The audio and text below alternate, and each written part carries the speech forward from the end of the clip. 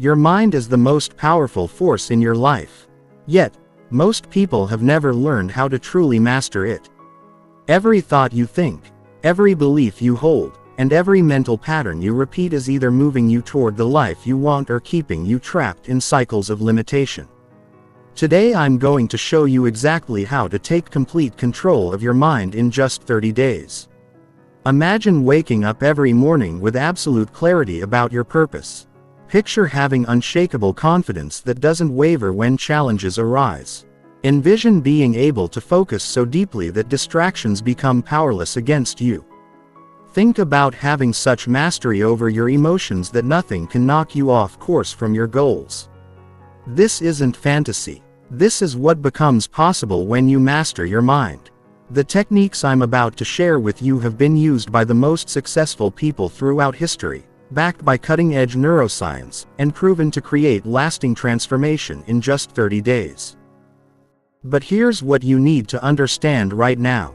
Your current mental patterns didn't develop overnight and they won't disappear overnight either. However, with the right system, the right practices, and the right commitment, you can completely rewire your brain and transform your life faster than you ever thought possible. The next 30 days will be a journey of profound transformation. You're not just going to learn techniques. You're going to become a completely different person. Someone who thinks differently, feels differently, and creates different results. Are you ready to master your mind and unlock your true potential? Let's begin. Chapter 1: Understanding your mental programming. Your mind operates like a computer, running programs that were installed years ago. Most of these programs were written during your childhood when your brain was like a sponge absorbing every experience, every word, and every emotion around you. The problem is many of these programs are outdated, limiting, and completely misaligned with the life you want to create today.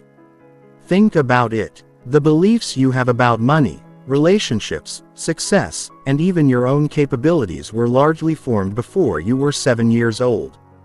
These beliefs became the operating system of your mind, running automatically in the background, influencing every decision you make and every action you take. When someone tells you that you're not smart enough, that money is hard to come by, or that success requires struggle, these ideas don't just bounce off you. They get absorbed into your subconscious mind where they become part of your identity. From that moment forward, your mind starts looking for evidence to support these beliefs, creating a self-fulfilling prophecy that keeps you stuck in the same patterns year after year. This is why positive thinking alone doesn't work. You can tell yourself you're confident all day long. But if your subconscious mind is programmed with beliefs of inadequacy, those deeper programs will always win. It's like trying to install new software on a computer without removing the old corrupted files. The system will keep crashing. But here's the incredible news. Your brain has something called neuroplasticity. This means it can literally rewire itself at any age. Every time you think a new thought, feel a new emotion, or take a new action, you're creating new neural pathways in your brain. With repetition, these new pathways become stronger, while the old limiting pathways begin to weaken and eventually disappear.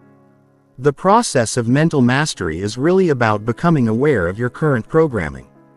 Deciding which programs serve you and which ones need to be deleted, and then systematically installing new empowering programs that align with the life you want to create. Your current reality is simply a reflection of your current mental programming. If you want to change your reality, you must change your programming. This isn't just about mindset. It's about fundamentally rewiring your brain to think, feel, and behave like the person you want to become.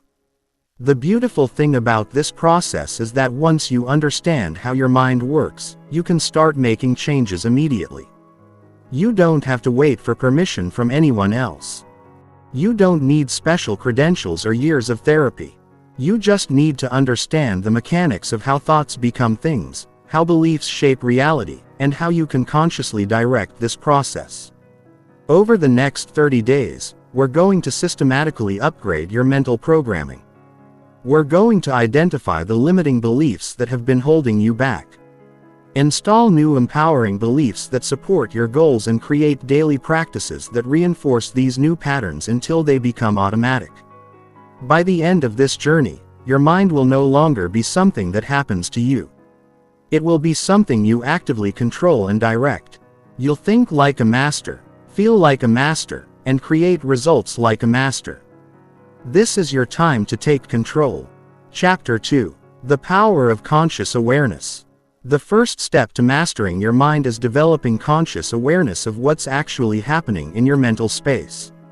Most people live their entire lives on autopilot, completely unconscious of the thousands of thoughts flowing through their minds every day. They react to life instead of responding to it, allowing their conditioned patterns to run the show. Conscious awareness is like turning on the lights in a dark room. Suddenly, you can see what's actually there instead of stumbling around in the darkness. When you become aware of your thoughts, you gain the power to change them.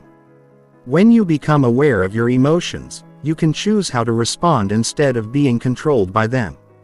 Right now, as you're listening to this, there are probably dozens of thoughts running through your mind. Some of them are related to what I'm saying, but others might be about what you need to do later, something that happened yesterday, or worries about the future. This constant mental chatter is what keeps most people trapped in unconscious patterns. The practice of conscious awareness begins with simply noticing what's happening in your mind without judgment. You're not trying to stop the thoughts or change them yet. You're just becoming aware of them. It's like sitting by a river and watching the water flow by. You notice each thought as it passes through your consciousness, but you don't get caught up in it or carried away by it. This might sound simple, but it's actually revolutionary. The moment you can observe your thoughts, you realize that you are not your thoughts. You are the consciousness that observes the thoughts. This distinction is crucial because it means you have the power to choose which thoughts to engage with and which ones to let pass by. Most people identify completely with their thoughts. When they have a fearful thought, they become fearful. When they have an angry thought, they become angry. But when you develop conscious awareness, you realize that thoughts are just mental events like clouds passing through the sky. You can observe them without being controlled by them. This practice also extends to your emotions. Instead of saying, "I am angry," you can say, "I notice that anger is present." This subtle shift in language reflects a profound shift in consciousness. You're no longer identified with the emotion. You're the aware presence that observes it. Conscious awareness also involves becoming aware of your patterns. You start to notice that certain situations trigger certain thoughts which trigger certain emotions which lead to certain behaviors. You begin to see the entire chain reaction that has been running your life unconsciously. For example, you might notice that every time someone criticizes you, you immediately have thoughts of inadequacy which make you feel defensive, which causes you to either withdraw or attack. Once you're aware of this pattern, you can intervene at any point in the chain and choose a different response. The practice of conscious awareness is like becoming the CEO of your own mind. Instead of letting the employees run wild, you're taking charge and making conscious decisions about which thoughts to entertain, which emotions to cultivate, and which actions to take. This awareness needs to be cultivated throughout the day, not just during meditation or quiet moments. You can practice it while walking, while working, while having conversations, while eating. Every moment is an opportunity to strengthen your awareness and reclaim your power.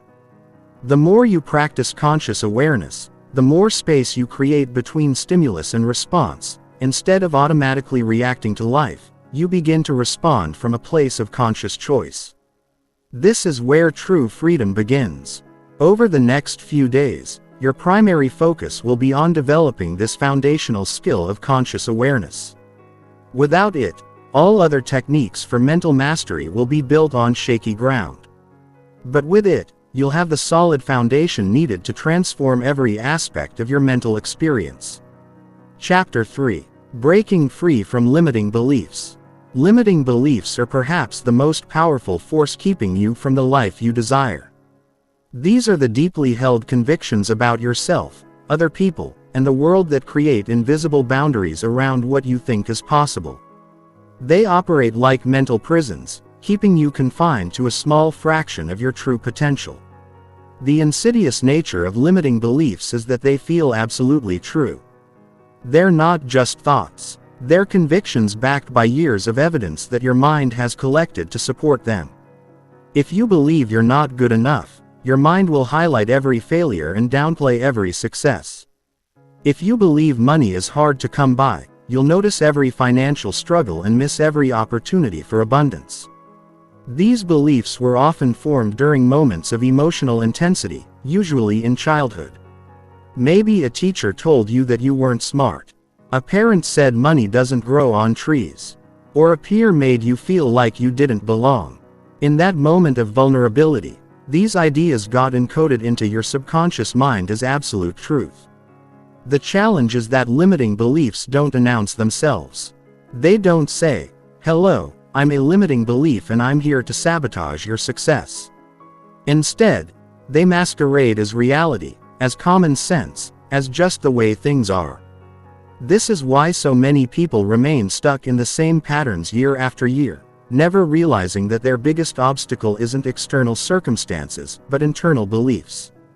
Common limiting beliefs include variations of "I'm not good enough," "I don't deserve success," "I'm too old," "I'm too young," "I don't have enough education," "People like me don't succeed," "Money corrupts people," "Relationships always end in pain," "I'm not talented enough," and countless others.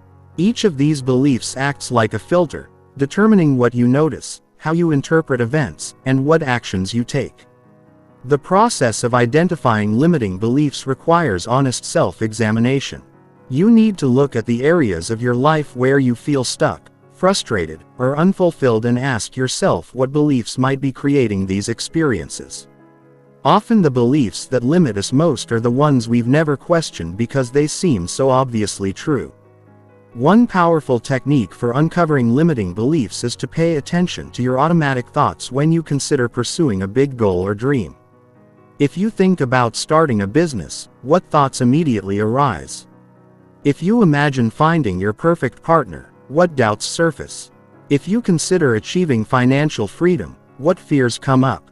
These automatic responses often reveal the limiting beliefs operating beneath the surface.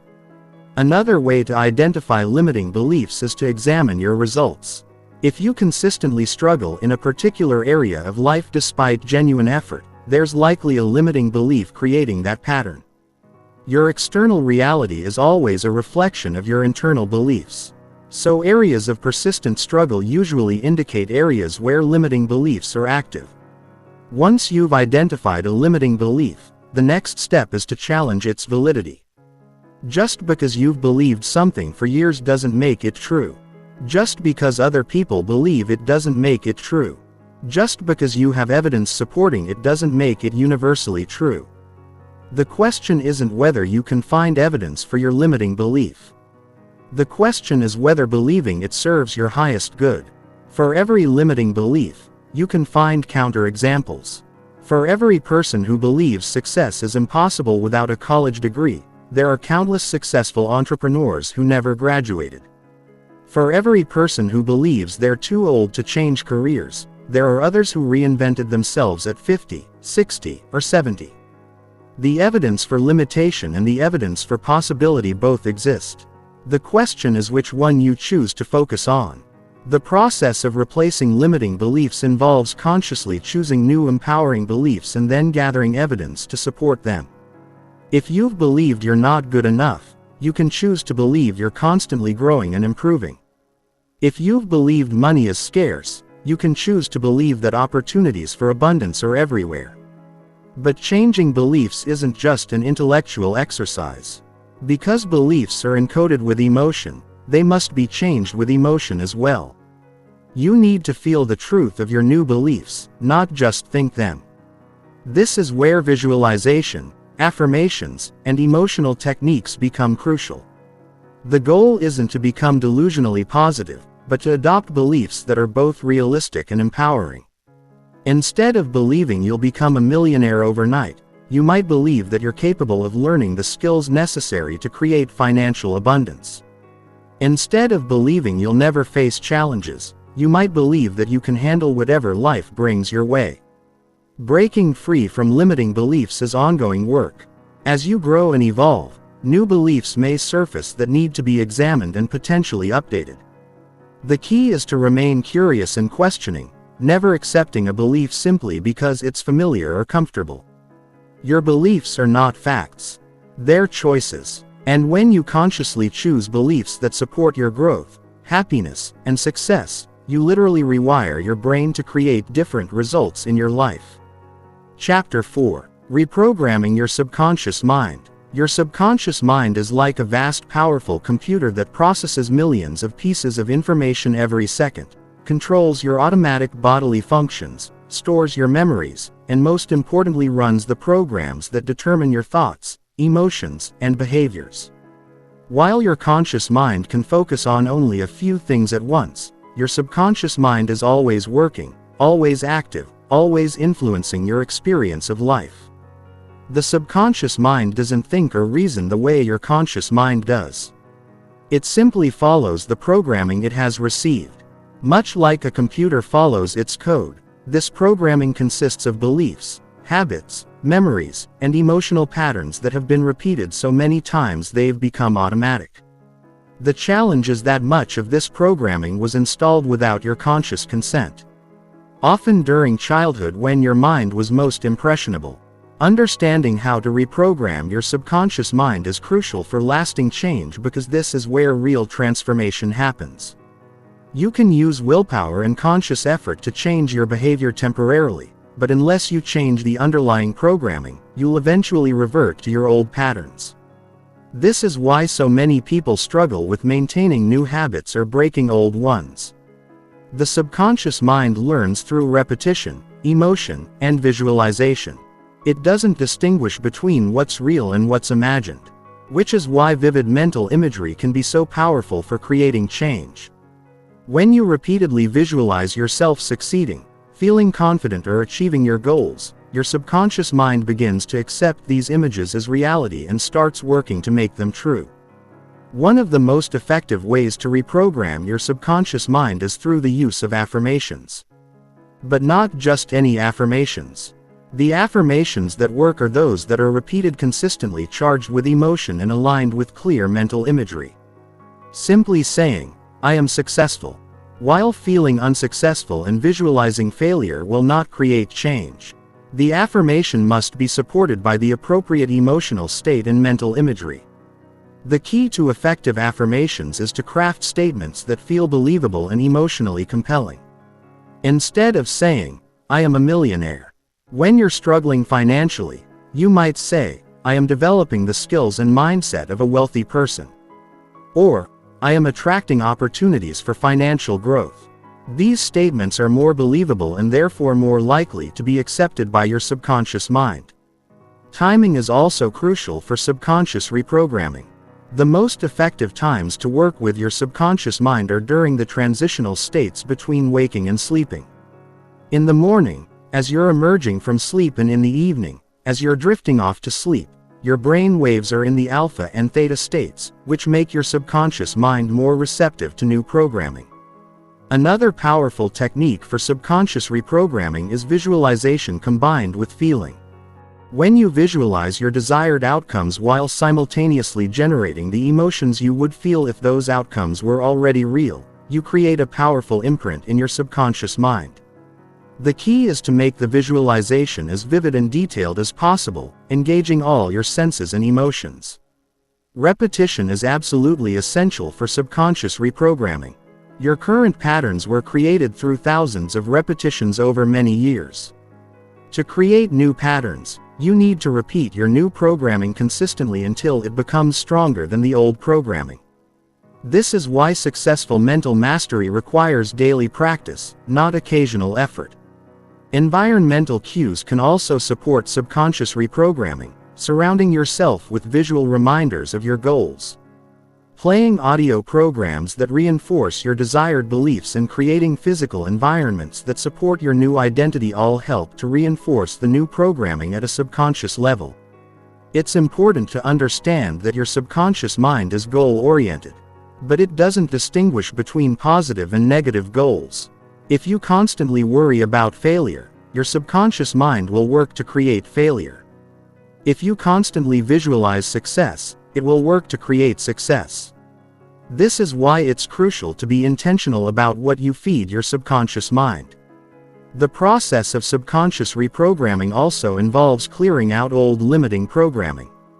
This can be done through techniques like meditation, which helps to quiet the conscious mind and access deeper levels of awareness, and through emotional release techniques that help to discharge the emotional charge attached to old limiting beliefs. One powerful method for subconscious reprogramming is the creation of detailed mental movies of your ideal life. Instead of just thinking about your goals, you create elaborate visualizations where you see yourself living your ideal life in vivid detail. You see the places you live, the work you do, the relationships you have, and most importantly, you feel the emotions associated with living this life. The subconscious mind is also highly influenced by the language you use both internally and externally. The words you speak to yourself and others are continuously programming your subconscious mind. This is why it's important to be mindful of your self-talk and to consciously choose language that supports your goals and desired identity. Consistency is more important than intensity when it comes to subconscious reprogramming. It's better to do 10 minutes of focused visualization and affirmations every day than to do 2 hours once a week. The daily repetition creates the neural pathways that become your new automatic patterns. Remember that your subconscious mind is always listening, always learning, and always adapting. Every thought you think, every word you speak, and every image you visualize is programming your subconscious mind in some way. When you become conscious of this process and take deliberate control of it, you gain the power to literally reprogram yourself for success, happiness, and fulfillment. Chapter 5. Mastering your inner dialogue. The conversation you have with yourself throughout the day is perhaps the most influential factor in determining the quality of your life. This inner dialogue, also known as self-talk, shapes your beliefs, influences your emotions, determines your actions, and ultimately creates your reality. Most people are completely unconscious of this ongoing internal conversation, which means they're allowing their minds to run wild with thoughts that often work against their best interests. Your inner dialogue consists of approximately 60, 0 to 70, 0 thoughts per day. And research suggests that for most people about 80% of these thoughts are negative and 95% are repetitive. This means that most people are unconsciously running the same negative mental programs day after day, year after year, wondering why their lives don't change. The quality of your inner dialogue determines the quality of your life because your subconscious mind believes everything you tell it. When you repeatedly tell yourself that you're not good enough, that life is hard, or that success is impossible for you, your subconscious mind accepts these statements as truth and works to make them reality. Conversely, when you consistently tell yourself that you're capable, that opportunities are everywhere, and that you're destined for success, your subconscious mind works to support these beliefs. The first step in mastering your inner dialogue is becoming aware of it. Most self-talk happens so automatically that people don't even realize they're doing it. You need to develop the habit of catching yourself in the act of thinking, particularly during moments of stress, challenge, or decision. These are the times when your automatic patterns are most likely to surface. Common patterns of negative self-talk include catastrophizing, where you imagine the worst possible outcomes; personalizing, where you blame yourself for things that aren't your fault; black and white thinking, where you see situations as all good or all bad with no middle ground; and mind readating, where you assume you know what others are thinking about you. These patterns create unnecessary stress, limit your options, and keep you stuck in cycles of negativity. The goal isn't to eliminate all negative thoughts, which is impossible and even counterproductive. The goal is to become conscious of your self-talk so you can evaluate whether it's serving you or sabotaging you. When you catch yourself engaging in negative self-talk, you can ask yourself questions like, is this thought helpful? Is this thought true? How is this thought making me feel? And what would I rather think instead? Positive self-talk isn't about denying reality or pretending everything is perfect. It's about choosing thoughts that empower you rather than thoughts that defeat you. Instead of thinking I always mess up, you might think I'm learning and improving. Instead of this is impossible, you might think this is challenging, but I can figure it out. Instead of I'm not smart enough, you might think I can learn what I need to know. One powerful technique for improving your inner dialogue is to speak to yourself the way you would speak to your best friend. Most people are far more critical and harsh with themselves than they would ever be with someone they care about. If your best friend made a mistake, you would likely offer encouragement and support, not criticism and condemnation. You can learn to offer yourself the same kindness and compassion. Another effective approach is to develop an inner coach rather than an inner critic. Instead of constantly pointing out what's wrong, your inner coach looks for what's working, what can be improved, and what possibilities exist. Your inner coach asks questions like, what can I learn from this? How can I do better next time? And what opportunity does this situation present? The language you use in your inner dialogue is crucial because words carry emotional weight and create specific mental images. Words like should, must, and have to create pressure and stress. While words like choose, want, and get to create a sense of empowerment and possibility. Words like always and never create rigid thinking, while words like sometimes and in this situation create flexibility and options. Affirmations can be a powerful tool for reshaping your inner dialogue, but they must be used correctly. Simply repeating positive statements that you don't believe will not create change and may even create resistance. Effective affirmations are believable, emotionally engaging, and repeated consistently until they become automatic. They should feel like a natural evolution of your current thinking rather than a complete contradiction of it. It's also important to address the emotional component of self-talk. Thoughts and emotions are interconnected. Changing your thoughts can change your emotions, and changing your emotions can change your thoughts. When you're feeling anxious or discouraged, it's much harder to maintain positive self-talk. This is why techniques for emotional regulation such as deep breathing, meditation, and physical exercise are important complements to working with your inner dialogue. The practice of mindfulness can be particularly helpful for mastering your inner dialogue because it allows you to observe your thoughts without being caught up in them. When you can watch your thoughts like a neutral observer, you gain the power to choose which thoughts to engage with and which ones to let pass by. Your inner dialogue is also influenced by your environment, including the people you spend time with, the media you consume, and the physical spaces you inhabit.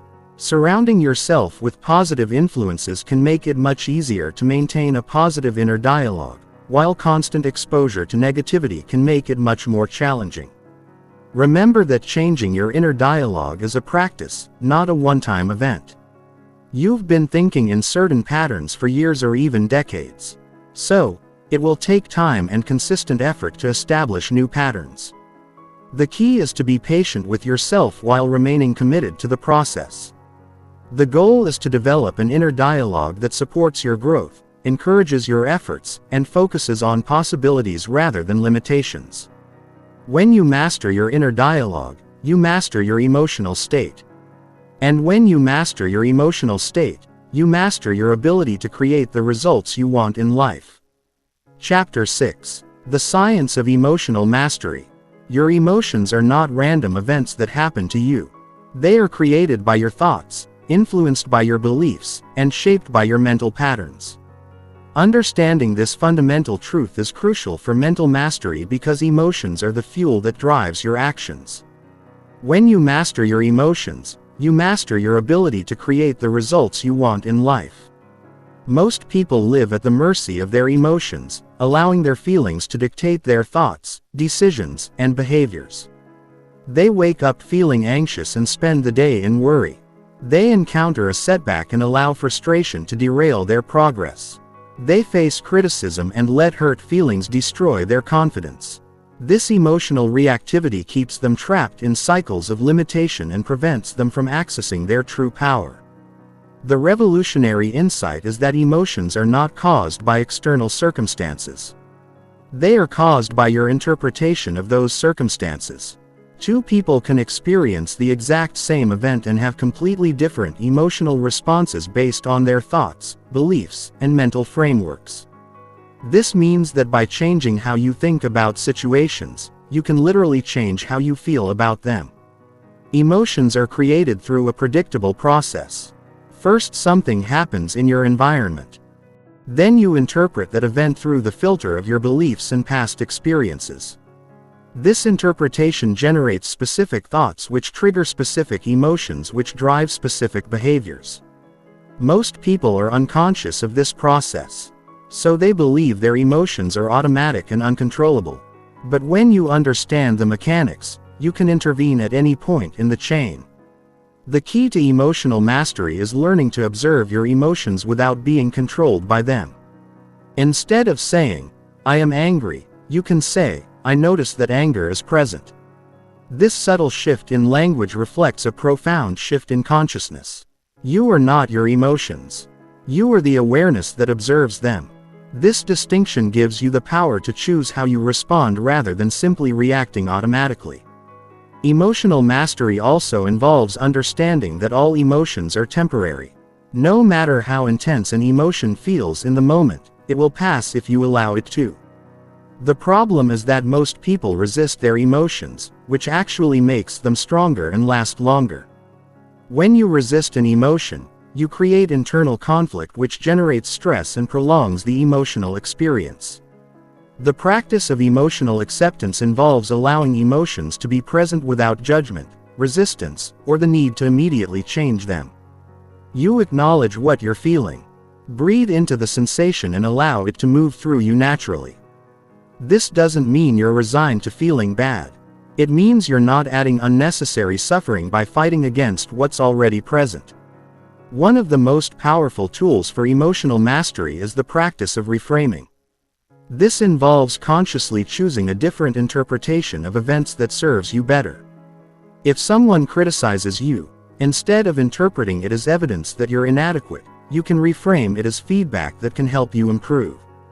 If you experience a setback, instead of seeing it as proof that you'll never succeed, you can view it as valuable information that will guide your next steps. Emotional mastery also requires developing emotional vocabulary. Most people have a very limited range of words to describe their emotions, which limits their ability to understand and process them effectively. Instead of just saying you feel bad, you might recognize that you're feeling disappointed, frustrated, overwhelmed, or discouraged. The more precisely you can identify your emotions, the more effectively you can work with them. Physical practices are also crucial for emotional mastery because emotions are not just mental events. They are psychophysical experiences that involve your entire body. Deep breathing, progressive muscle relaxation, physical exercise, and mindfulness practices can all help you regulate your emotional state. When you change your physiology, you change your emotional experience. The breath is particularly powerful for emotional regulation because it's the one aspect of your autonomic nervous system that you can consciously control. When you're experiencing intense emotions, your breathing often becomes shallow and rapid. By consciously slowing and deepening your breath, you can activate your parasympathetic nervous system and return to a state of calm and balance. Visualization can also be used for emotional mastery. You can visualize yourself responding to challenging situations with calm confidence. Or you can recall times when you felt powerful and resourceful emotions and anchor those feelings in your body.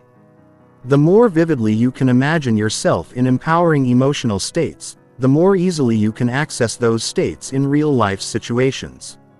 It's important to understand that emotional mastery doesn't mean suppressing emotions or pretending to feel something you don't. Authentic emotions provide valuable information about your needs, values, and boundaries. The goal is to experience your emotions fully while maintaining your ability to choose your response. Developing emotional intelligence involves not only managing your own emotions, but also understanding and responding skillfully to the emotions of others.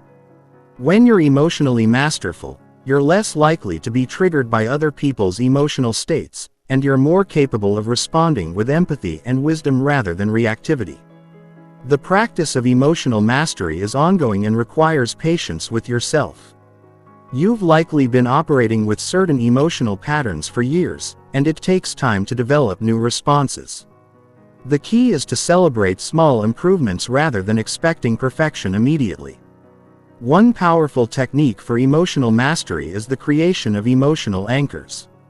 These are specific physical gestures, words, or mental images that you associate with empowering emotional states. For example, you might create an anchor for confidence by pressing your thumb and forefinger together while recalling a time when you felt completely confident. With practice, you can use this anchor to quickly access the emotional state whenever you need it. Another important aspect of emotional mastery is learning to distinguish between primary emotions and secondary emotions. Primary emotions are your immediate authentic responses to situations. Secondary emotions are the emotions you have about your emotions. For example, you might feel afraid in a challenging situation, which is a primary emotion. Then you might feel ashamed about feeling afraid, which is a secondary emotion. Often it's the secondary emotions that cause the most suffering. The goal of emotional mastery is to develop what psychologists call emotional agility.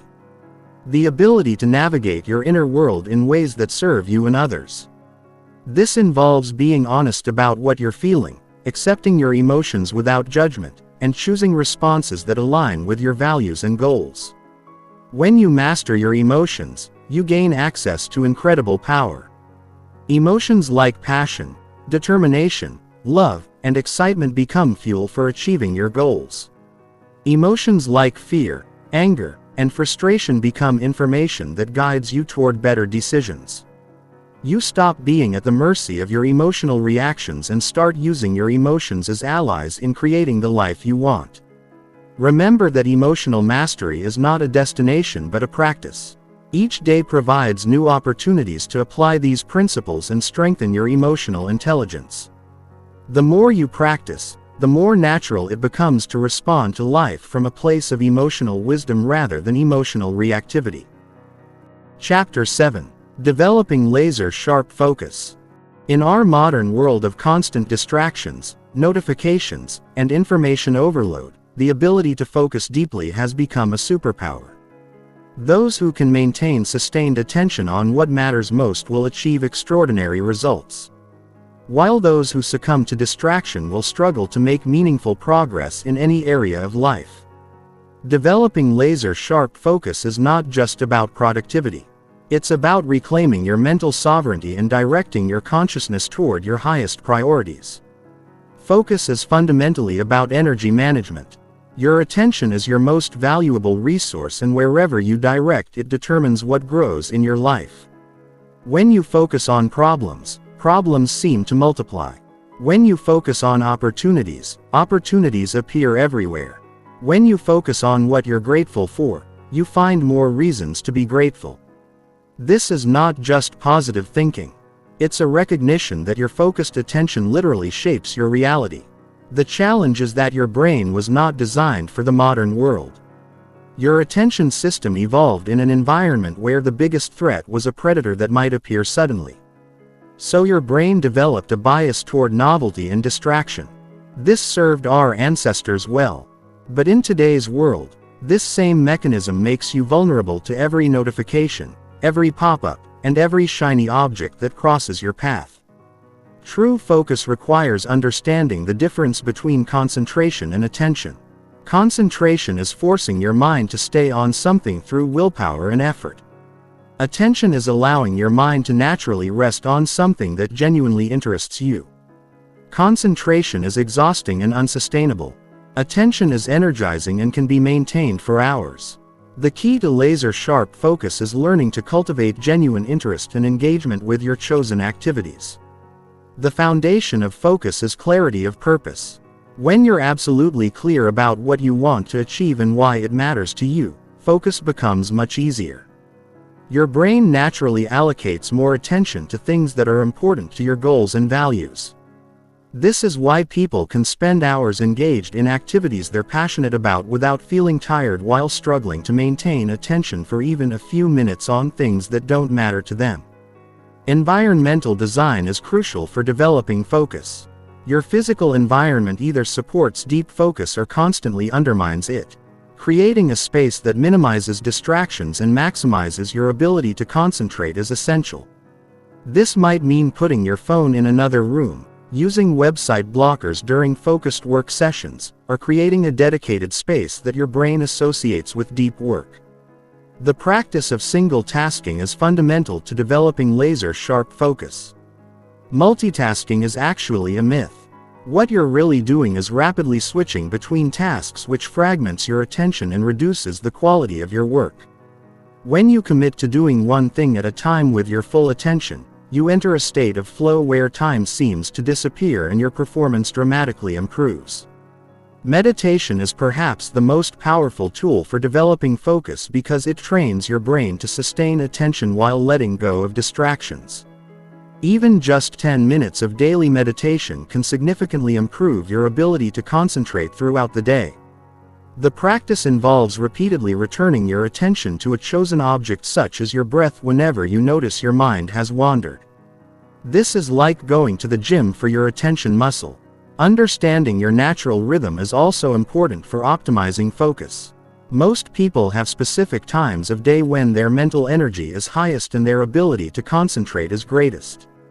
For many people, this is in the morning, but it varies from person to person.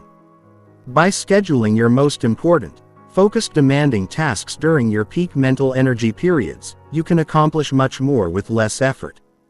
The concept of deep work, popularized by researcher Cal Newport, refers to professional activities performed in a state of distraction-free concentration that push your cognitive capabilities to their limit. These efforts create new value, improve your skill, and are hard to replicate. Deep work is becoming increasingly rare and increasingly valuable in our economy. Those who can perform deep work will thrive, while those who cannot will struggle. Flow states represent the pinnacle of focused attention.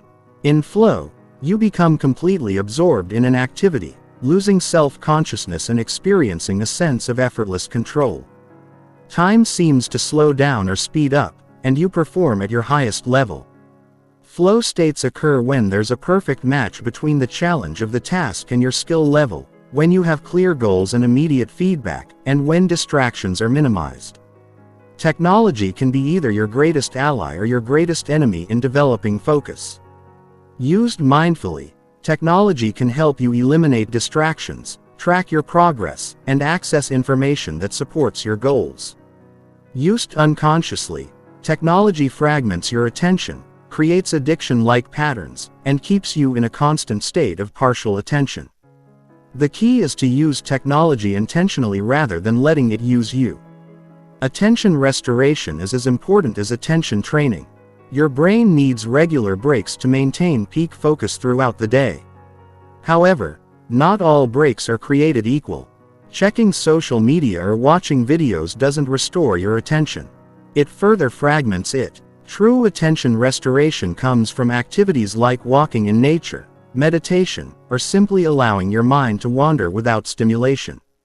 The practice of mindful transitions can dramatically improve your focus throughout the day.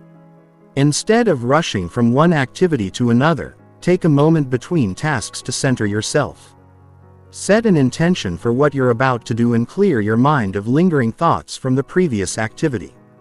This simple practice helps you bring fresh attention to each new task. Developing focus also requires learning to say no to distractions, opportunities, and even good things that don't align with your primary objectives. Every yes to something unimportant is a no to something important. Protecting your attention means being selective about what you allow into your mental space and ruthlessly eliminating activities that don't serve your highest priorities. The ability to focus is not fixed. It's a skill that can be developed through practice. Like physical fitness, mental fitness requires consistent training. The more you practice focusing your attention, the stronger this capacity becomes. Start with short periods of focused attention and gradually increase the duration as your mental stamina improves. Progressive focus training involves gradually increasing the challenges you present to your attention. You might start by focusing on your breath for 5 minutes, then 10, then 20. You might begin by reading for 30 minutes without distraction, then an hour, then 2 hours. Each increase in duration or intensity strengthens your focus muscle. Understanding the relationship between focus and energy is crucial. Your ability to focus is directly related to your physical and mental energy levels. This means that proper nutrition, adequate sleep, regular exercise, and stress management are not just good for your health, they're essential for your ability to maintain sustained attention. The goal is to develop what researchers call effortless concentration, the ability to maintain deep focus without strain or struggle. This happens when your practice becomes so natural that focus feels effortless. When your mind automatically settles into concentrated states and when distractions lose their power over you. When you develop laser-sharp focus, you gain the ability to think deeply, solve complex problems, create valuable work, and make significant progress toward your most important goals. In a world where most people are scattered and distracted, the person who can focus has an enormous advantage. Chapter 8. Building Unshakable Mental Resilience. Mental resilience is your ability to bounce back from setbacks, adapt to challenges, and maintain your psychological strength in the face of adversity. It's what separates those who crumble under pressure from those who thrive in difficult circumstances. Building unshakable mental resilience is not about avoiding problems or pretending everything is fine. It's about developing the inner strength to handle whatever life throws at you while maintaining your capacity for growth, creativity, and joy. Resilience is not a trait you're born with. It's a skill you can develop. Some people seem naturally more resilient, but this is usually because they've unconsciously developed resilient thinking patterns and coping strategies through their life experiences. The good news is that you can consciously cultivate these same qualities regardless of your starting point. The foundation of mental resilience is a growth mindset. The belief that challenges are opportunities for learning and development rather than threats to your self-worth. When you approach difficulties with curiosity instead of fear. When you see setbacks as feedback instead of failure. And when you view obstacles as training for your mental strength, you transform your relationship with adversity. Resilient people understand that stress and difficulty are not enemies to be avoided, but rather experiences to be navigated skillfully. They don't try to eliminate stress from their lives. Instead, they build their capacity to handle stress effectively. This is similar to physical fitness. You don't build strength by avoiding heavy weights. You build strength by gradually increasing your capacity to handle heavier loads. One of the key components of mental resilience is cognitive flexibility. The ability to adapt your thinking when circumstances change. Rigid thinking creates brittleness. Flexible thinking creates resilience. When your original plan doesn't work, can you quickly generate alternative approaches? When your assumptions prove incorrect, can you update your beliefs? When unexpected events occur, can you find new ways to move forward? Emotional regulation is another crucial aspect of resilience. Resilient people feel their emotions fully, but don't allow intense emotions to control their decisions or behaviors.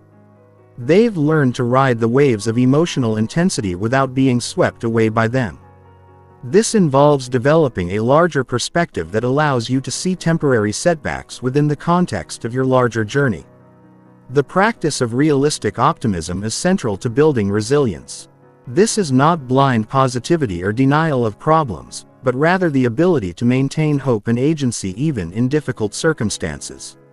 Realistic optimists acknowledge challenges while believing in their ability to influence outcomes. They focus on what they can control rather than feeling overwhelmed by what they cannot control. Building mental resilience requires developing what psychologists call explanatory style. The way you explain events to yourself. Resilient people tend to explain setbacks as temporary rather than permanent, specific rather than global, and external rather than entirely personal. Instead of thinking I always fail at everything, they think this particular approach didn't work in this situation. The concept of post-traumatic growth reveals that people can actually become stronger, wiser, and more capable as a result of facing significant challenges. This doesn't mean that trauma is good or that you should seek out suffering, but it does mean that difficulties often contain the seeds of transformation and empowerment. Many of the most resilient people have faced significant adversity and used it as fuel for their growth. Social support is a crucial factor in building resilience. But it's not just about having people to lean on during tough times. It's about cultivating relationships that challenge you to grow, provide different perspectives, and remind you of your strengths when you can't see them yourself. Quality matters more than quantity. Few deep supportive relationships are more valuable than many superficial ones. Developing a personal mission or sense of purpose is one of the strongest predictors of resilience. When you have a clear sense of why you're here and what you're working toward, you can endure temporary setbacks because you're connected to something larger than immediate comfort or convenience. Purpose provides the motivation to persist when things get difficult. Physical practices are essential for mental resilience because your mind and body are intimately connected. Regular exercise, adequate sleep, proper nutrition, and stress reduction techniques like meditation all contribute to your ability to handle psychological stress. When your body is strong and healthy, your mind is more resilient. The practice of mental rehearsal can significantly improve your resilience by preparing your mind for potential challenges before they occur. Athletes use this technique to prepare for competitions, but you can use it to prepare for any challenging situation. By visualizing yourself handling difficulties with calm confidence, you create neural pathways that make it more likely you'll actually respond that way when challenges arise. Developing a tolerance for uncertainty is crucial for resilience in our rapidly changing world. Many people create unnecessary stress by demanding certainty in situations that are inherently uncertain. Resilient people learn to be comfortable with not knowing exactly how things will turn out while maintaining confidence in their ability to adapt to whatever happens. The ability to find meaning in adversity is a hallmark of mental resilience. This doesn't mean rationalizing away pain or pretending that bad things are really good things. It means being able to extract lessons, identify growth opportunities, and sometimes even discover unexpected gifts within difficult experiences. Meaning-making transforms suffering from something that diminishes you into something that can potentially strengthen you. Resilient people also understand the importance of boundaries, knowing when to push through and when to step back, when to persevere and when to pivot, when to be strong and when to seek help. Resilience is not about being invulnerable. It's about being intelligently responsive to the demands of different situations.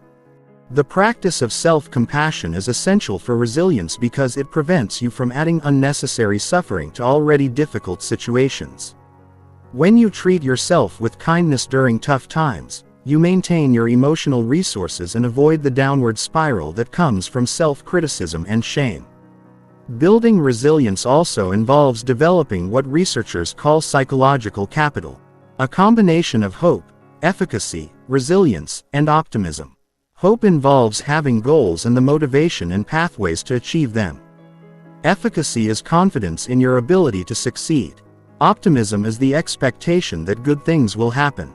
Together, these qualities create a powerful foundation for navigating challenges. Recovery and renewal practices are essential for maintaining resilience over time. You can't operate at maximum capacity indefinitely without burning out. Resilient people know how to restore their energy through rest, recreation, reflection, and connection with what matters most to them.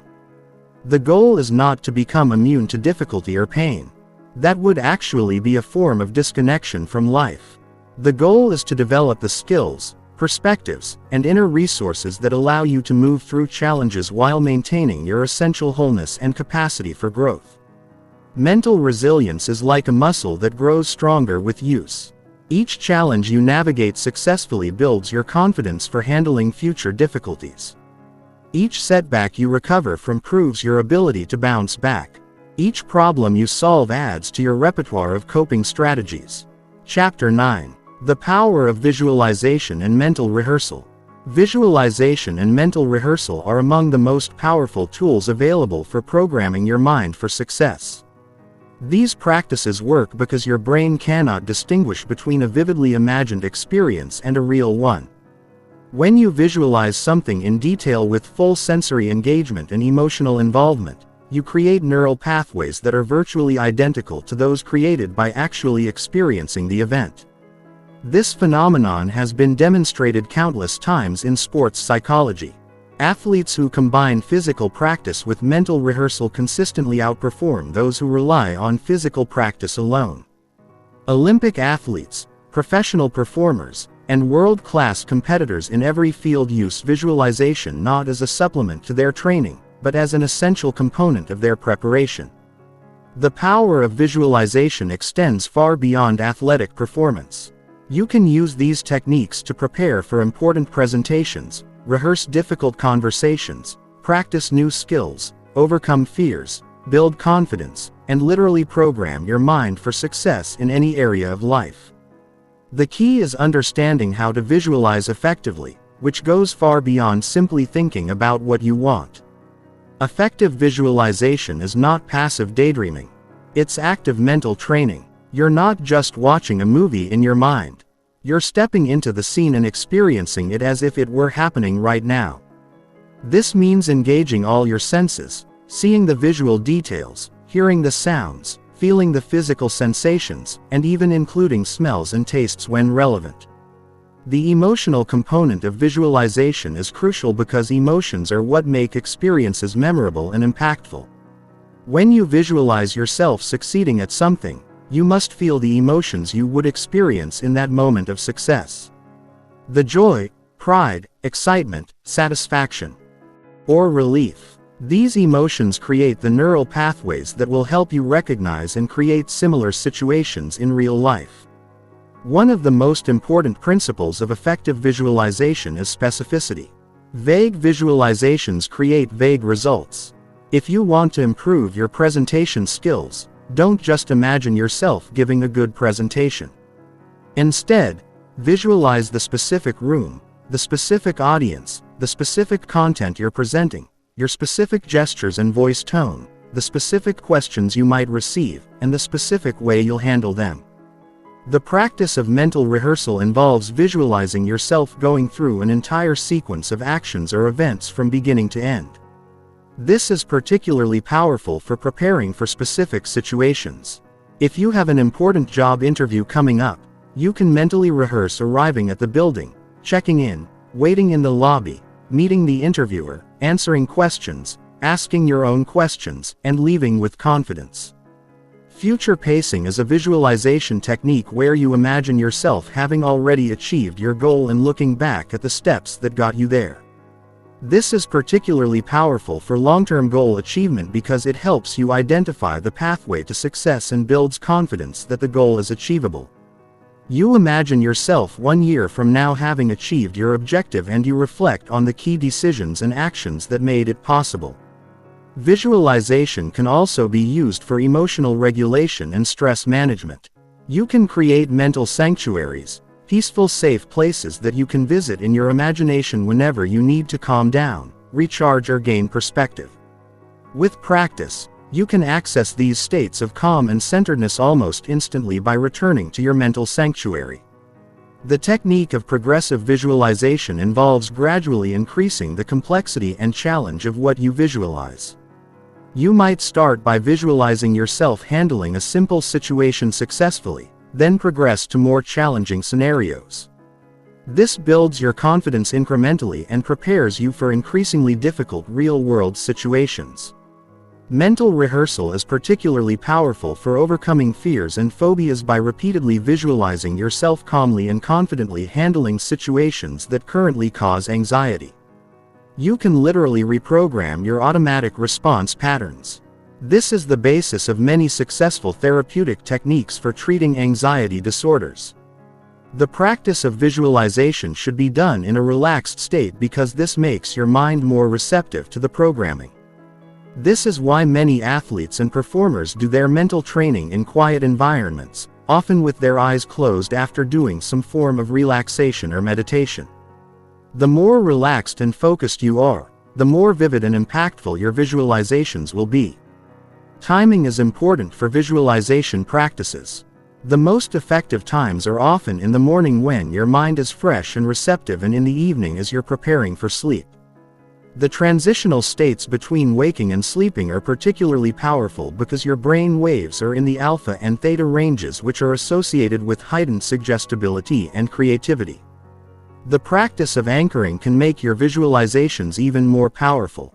An anchor is a specific physical gesture, word, or mental image that you associate with a particular state or experience. For example, you might create an anchor for confidence by pressing your thumb and forefinger together while visualizing yourself in a moment of peak confidence. With practice, you can use this anchor to instantly access the confidence state whenever you need it.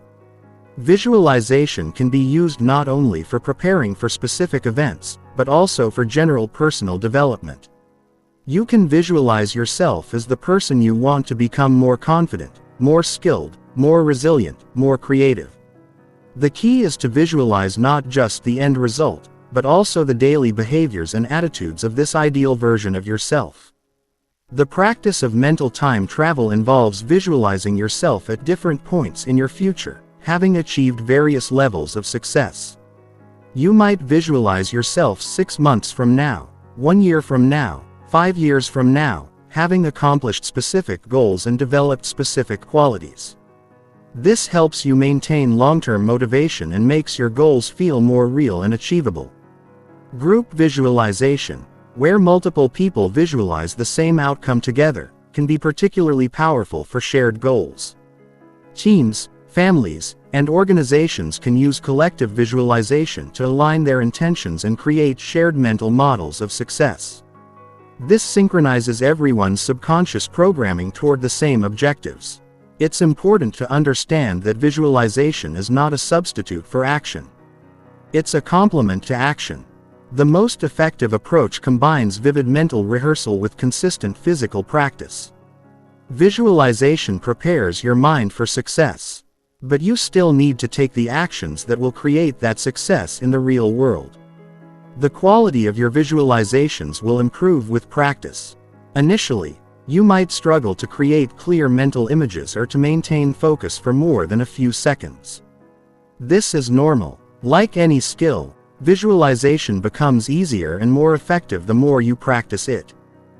Start with short sessions and gradually increase the duration and complexity of your mental rehearsals. Regular visualization practice literally changes your brain structure through neuroplasticity. You're not just imagining success, you're programming your nervous system for success. The neural pathways you create through visualization become templates that guide your behavior and perception in real-world situations. Chapter 10. Developing mental discipline and willpower. Mental discipline and willpower are the engines that drive all other aspects of mind mastery. Without the ability to consistently direct your thoughts, control your impulses, and persist in the face of difficulty, all other techniques and strategies become theoretical knowledge rather than practical power. Developing mental discipline is about building the capacity to do what you know you should do when you should do it, whether you feel like it or not. Most people fundamentally misunderstand willpower. They think of it as a fixed trait, something you either have or you don't. In reality, willpower is more like a muscle that can be strengthened through practice and strategic use. Research has shown that people who regularly exercise their self-control in small ways develop greater capacity for self-control in larger, more important situations. The foundation of mental discipline is understanding the difference between motivation and discipline. Motivation is an emotion that comes and goes. Discipline is a practice that creates consistency regardless of how you feel. Motivation gets you started. Discipline keeps you going. Relying on motivation alone is like trying to build a house with tools that only work when the weather is perfect. Willpower operates like a finite resource that gets depleted through use, a phenomenon researchers call ego depletion. This is why it's harder to resist temptation later in the day when you've already made many decisions and exercised self-control in various situations. Understanding this helps you structure your day to make important decisions and tackle challenging tasks when your willpower reserves are highest. The key to building sustainable discipline is to start small and build gradually. Trying to transform your entire life overnight through sheer force of will is like trying to run a marathon when you've never jogged around the block. Start with small commitments that you can absolutely keep and gradually increase the difficulty as your discipline muscle grows stronger. Environmental design is crucial for conserving and supporting willpower. Instead of relying on self-control to resist temptation, it's much more effective to remove temptation from your environment entirely. This might mean keeping junk food out of your house, putting your phone in another room while you work, or surrounding yourself with visual reminders of your goals. The practice of delayed gratification is one of the most powerful ways to build willpower. This involves consciously choosing to postpone immediate pleasure in favor of long-term benefits. The famous Stanford marshmallow experiment showed that children who could delay eating one marshmallow to get 2 marshmallows later had better life outcomes across multiple dimensions decades later. Habit formation is closely related to discipline because habits automate behavior that would otherwise require willpower. When something becomes a habit, it requires little or no conscious effort to maintain. This is why developing positive habits is so crucial. They allow you to maintain beneficial behaviors without constantly depleting your willpower reserves. The concept of keystone habits refers to habits that naturally trigger other positive habits.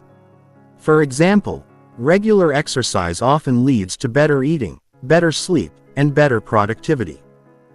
By focusing on developing a few key habits, you can create positive ripple effects throughout your life without having to manage every behavior through conscious discipline. Mental discipline also involves learning to tolerate discomfort without immediately seeking relief. Modern life has conditioned us to expect immediate comfort and instant gratification. But growth and achievement often require enduring temporary discomfort. Building your tolerance for discomfort increases your capacity to persist through challenges and resist impulses. The practice of mindfulness supports mental discipline by increasing your awareness of impulses and automatic patterns before they control your behavior. When you can observe the urge to quit, to procrastinate, or to indulge in something that doesn't serve you, you create space to choose a different response. Mindfulness turns automatic reactions into conscious choices.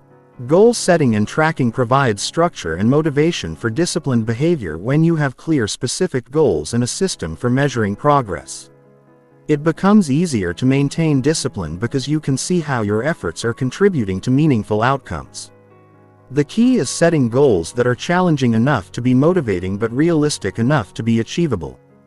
The power of identity plays a crucial role in discipline. When you see yourself as a disciplined person, you naturally act in ways that are consistent with that identity.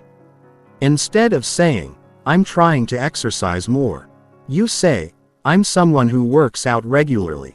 This identity-based approach makes disciplined behavior feel natural rather than forced. Accountability systems can significantly boost your discipline by adding external consequences to your choices. This might involve working with a coach, joining a group with shared goals, or simply telling someone about your commitments. When you know someone else is aware of your goals and will ask about your progress, you're more likely to follow through. The practice of mental rehearsal can strengthen your discipline by preparing you for situations where your willpower will be tested. You can visualize yourself choosing the disciplined option when faced with temptation, sticking to your commitments when motivation is low, or persisting through difficulty when you want to quit. This mental preparation makes it more likely you'll respond with discipline in real situations. Recovery and renewal are essential for maintaining long-term discipline. Just as your body needs rest after physical exertion, your mind needs restoration after periods of intense self-control. This might involve meditation, relaxation, engaging in activities you enjoy, or simply allowing yourself some guilt-free downtime. Understanding your personal patterns and rhythms can help you use your discipline more effectively. Some people have more willpower in the morning. Others peak later in the day.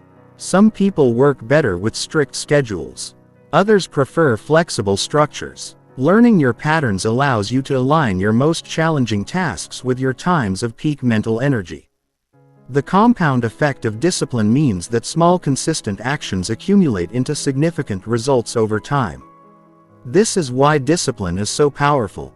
It's not about making dramatic changes overnight, but about making slightly better choices consistently over months and years.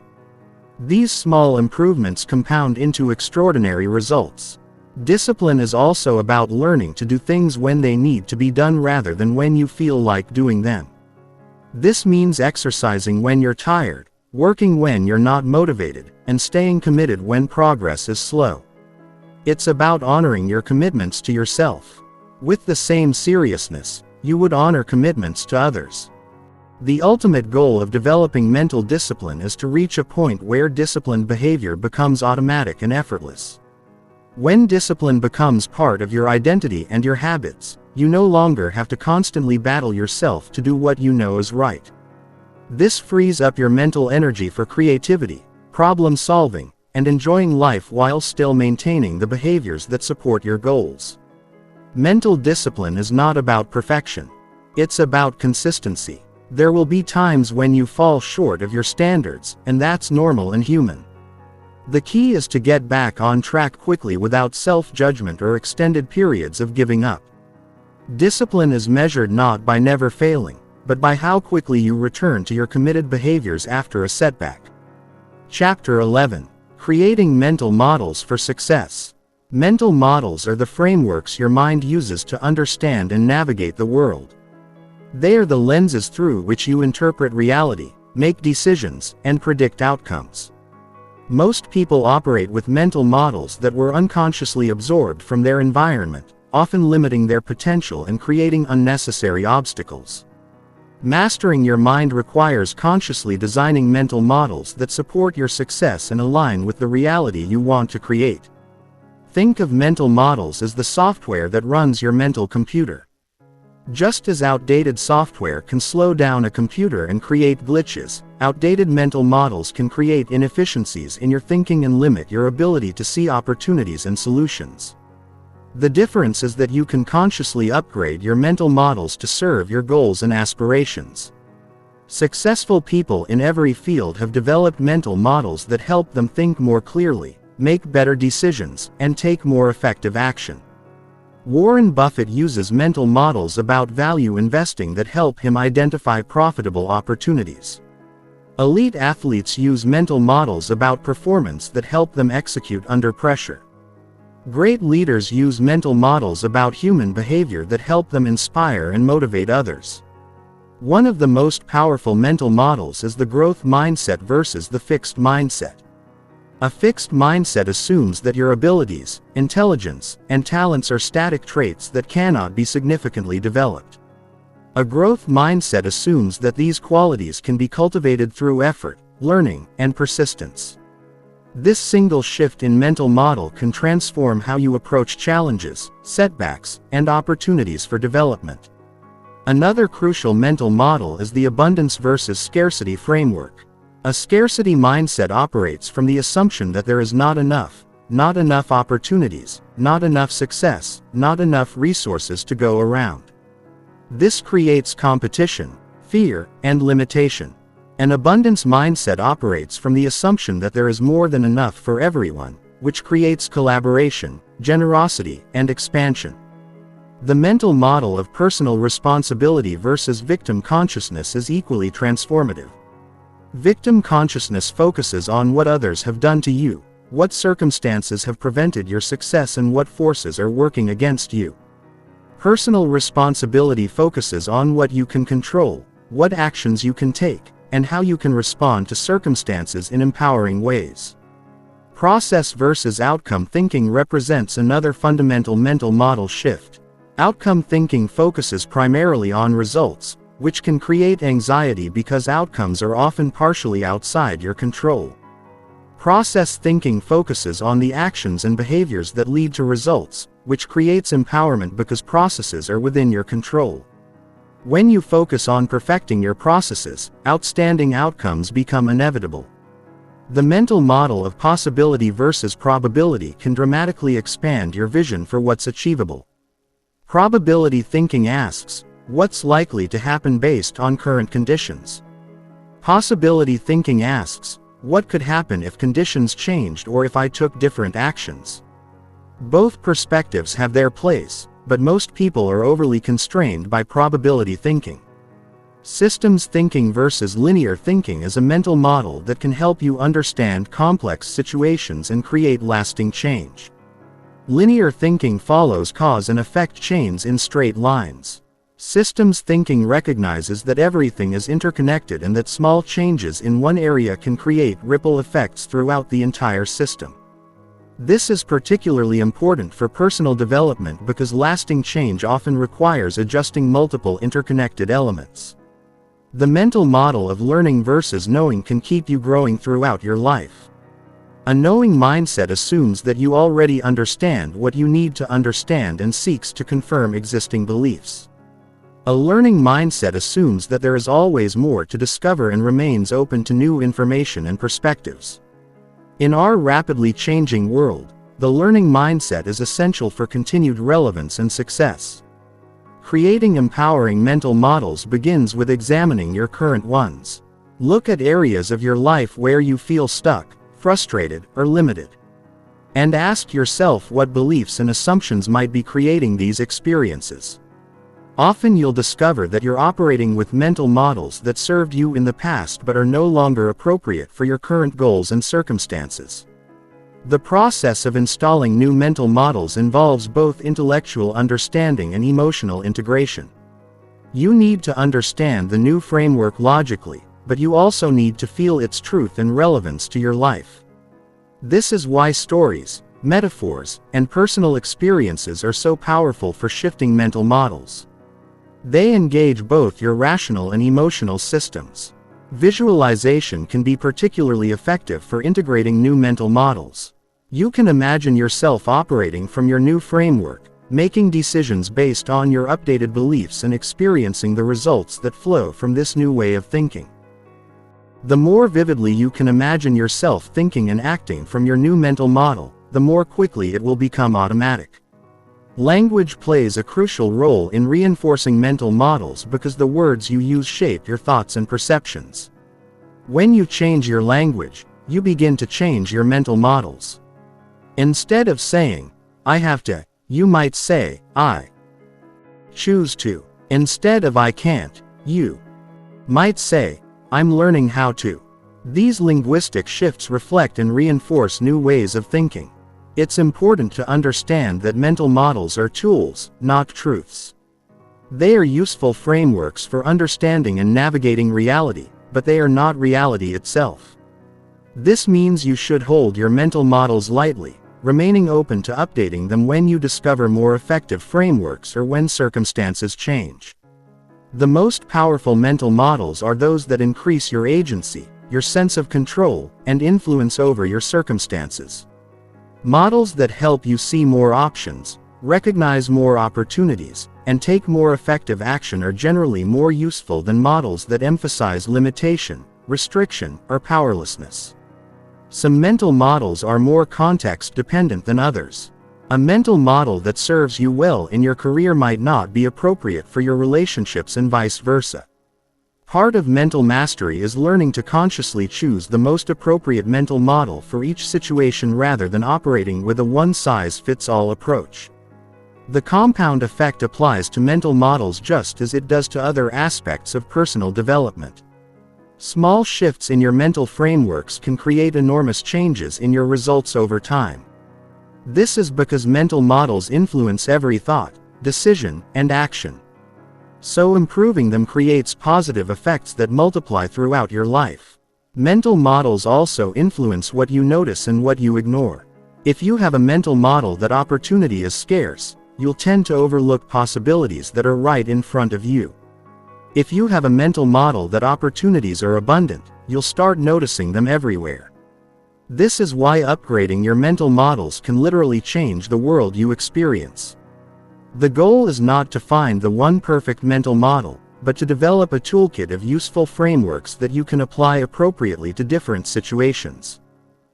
Mental flexibility, the ability to shift between different mental models as circumstances require, a hallmark of advanced thinking and a key component of mastering your mind. Chapter 12. The Art of Mental Programming Through Self-Talk.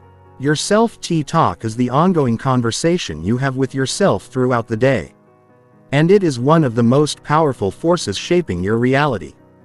Every word you speak to yourself is programming your subconscious mind, influencing your beliefs, emotions, and behaviors. Most people are completely unconscious of this internal dialogue, allowing their minds to run random, often negative programming that works against their success and happiness. The average person has between 60 and 70 thoughts per day. And research suggests that approximately 80% of these thoughts are negative and 95% are repetitive. This means that most people are unconsciously running the same negative mental programs day after day, year after year, and then wondering why their lives don't change. Understanding and mastering your self-talk is perhaps the most direct way to reprogram your mind for success. Your subconscious mind believes everything you tell it, whether it's positive or negative, true or false, helpful or harmful. It doesn't have the ability to evaluate or filter information the way your conscious mind does. It simply accepts and acts upon whatever programming it receives. When you repeatedly tell yourself that you're not good enough, that success is hard, or that you always mess up, your subconscious mind works to make these statements true. The power of self-talk lies in its cumulative effect. A single negative thought doesn't create lasting change. But thousands of negative thoughts repeated over months and years create deeply ingrained patterns that shape your entire experience of life. Conversely, consistently positive and empowering self-talk can literally rewire your brain for success, confidence, and achievement.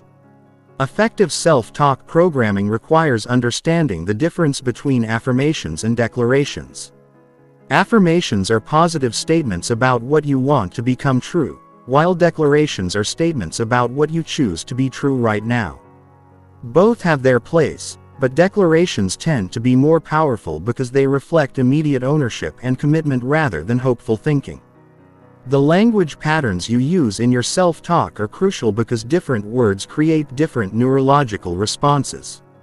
Words like should, must, and have to create stress and resistance, while words like choose, want, and get to create empowerment and enthusiasm. Words like always and never create rigid thinking patterns, while words like sometimes and often create flexibility and possibilities. One of the most important aspects of programming through self-talk is replacing limiting statements with empowering ones. Instead of "I'm terrible at public speaking," you might say "I'm developing my public speaking skills," instead of "I never have enough money." You might say "I'm learning to create financial abundance." These shifts may seem subtle, but they create profound changes in your subconscious programming over time. The timing of your self-talk is particularly important because your mind is more receptive to programming during certain states. The moments right after waking and right before sleep are especially powerful because your brain waves are in the alpha and theta ranges, which are associated with heightened suggestibility and reduced critical thinking. This is why many successful people have specific self-talk routines during these transitional periods. Emotional engagement is crucial for effective self-talk programming. Your subconscious mind responds much more strongly to thoughts that are charged with emotion than to those that are emotionally neutral. When you speak to yourself with passion, conviction, and feeling, you create much stronger neural pathways than when you simply repeat words mechanically. The practice of mental scripting involves creating detailed internal narratives about your ideal future self and your desired outcomes. Instead of just thinking about your goals, you create elaborate self-talk scripts where you describe yourself living your ideal life, achieving your objectives, and embodying the qualities you want to develop. The more detailed and emotionally engaging these scripts are, the more powerfully they program your subconscious mind. Questioning techniques can be particularly powerful forms of self-talk because questions direct your mental focus and activate your problem-solving capabilities. Instead of making statements like "this is impossible," you can ask questions like "how can I make this work?" or "what would need to change for this to become possible?" These questions program your mind to look for solutions rather than focusing on problems. The practice of mental rehearsal through self-talk involves talking yourself through successful performances before important events.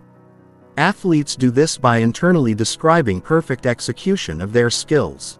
Business people do this by mentally walking through successful presentations or negotiations. This type of self-talk programming helps create neural pathways that support optimal performance when it matters most. Reframing negative experiences through self-talk is a powerful way to extract empowering meaning from challenging situations. Instead of telling yourself, "This is terrible and I'm a failure," you can reframe the experience by saying, "This is teaching me valuable lessons that will make me stronger and wiser." This doesn't deny the difficulty of the situation, but it programs your mind to look for growth opportunities rather than reasons for defeat. The concept of identity-based self-talk involves speaking to yourself as the person you want to become rather than the person you currently are. Instead of saying "I'm trying to become more confident," you say, "I am a confident person who handles challenges with calm assurance." This type of self-talk helps you embody your desired identity more quickly. Consistency is absolutely crucial for programming through self-talk. Your current mental patterns were created through thousands of repetitions over many years. So changing them requires persistent effort over time. The key is to make empowering self-talk a habit rather than an occasional practice. Even a few minutes of conscious self-talk programming each day can create significant changes over weeks and months. It's important to make your self-talk believable and emotionally authentic. If you're currently struggling with self-doubt, immediately jumping to "I am supremely confident" may create internal resistance. It's often more effective to use bridge statements like "I am developing greater confidence every day" or "I am learning to trust myself more and more." The practice of catch and redirect involves becoming aware of negative self-talk patterns as they occur and immediately replacing them with more empowering alternatives. This requires developing moment-to-moment awareness of your internal dialogue and the discipline to intervene when you notice limiting patterns. Over time, this practice helps break old mental habits and install new ones. Environmental cues can support your self-talk programming by triggering positive internal dialogue throughout the day. This might involve placing reminder notes where you'll see them, setting phone alerts with empowering messages, or creating visual cues that prompt you to engage in positive self-talk. The goal is to increase the frequency of empowering internal dialogue. Advanced self-talk programming involves creating different voices or perspectives within your internal dialogue. You might develop an inner coach who offers encouragement and strategic guidance, an inner cheerleader who provides enthusiasm and motivation, and an inner wise person who offers perspective and calm wisdom. By consciously cultivating these different internal voices, you create a powerful support system within your own mind. The ultimate goal of mastering self-talk is to reach a point where empowering internal dialogue becomes automatic and effortless. When your default mental programming supports your success, happiness, and growth, you no longer have to consciously manage every thought. Your mind becomes your greatest ally rather than your biggest obstacle. Chapter 13. Mastering the flow state of peak performance. The flow state is a psychological phenomenon where you become completely absorbed in an activity, losing self-consciousness and experiencing effortless concentration and peak performance. In flow, action and awareness merge, time, perception alters, and you operate at your highest level of capability. Understanding and cultivating flow states is essential for mind mastery because these states represent the optimal functioning of human consciousness. Flow was first systematically studied by psychologist Mihaly Csikszentmihalyi, who discovered that people across all cultures and activities report remarkably similar experiences when performing at their best. In flow, the chatter of self-doubt disappears. Fears and anxieties fade away and you become fully present in the moment. Your performance becomes effortless yet extraordinary, creative yet precise. The characteristics of flow state include complete concentration on the task at hand, clear goals and immediate feedback, a balance between challenge and skill level, a sense of control without forcing, loss of self-consciousness, transformation of time perception, and the experience of the activity becoming intrinsically rewarding. These elements work together to create an optimal experience that is both deeply satisfying and highly productive. One of the most important conditions for flow is finding the sweet spot between challenge and skill. If a task is too easy relative to your skill level, you'll experience boredom. If it's too difficult, you'll experience anxiety. Flow occurs when the challenge level slightly exceeds your current skill level, creating what researchers call beneficial stress that engages your full attention and capabilities. Clear goals and immediate feedback are essential for flow because they keep your mind focused on the present moment and provide a constant stream of information about your performance. In flow, you're not wondering what you should be doing or how well you're doing. Both are crystal clear from moment to moment. This clarity eliminates mental distraction and allows for total engagement. The preparation phase is crucial for entering flow states. Elite performers typically have specific routines they follow before important activities designed to focus their minds, manage their energy, and create optimal mental conditions. These routines might include visualization, breathing exercises, physical warm-ups, or mental rehearsal. The key is creating a consistent process that signals to your mind and body that it's time to perform. Environmental factors significantly influence your ability to enter flow. Minimizing distractions is essential because flow requires sustained attention.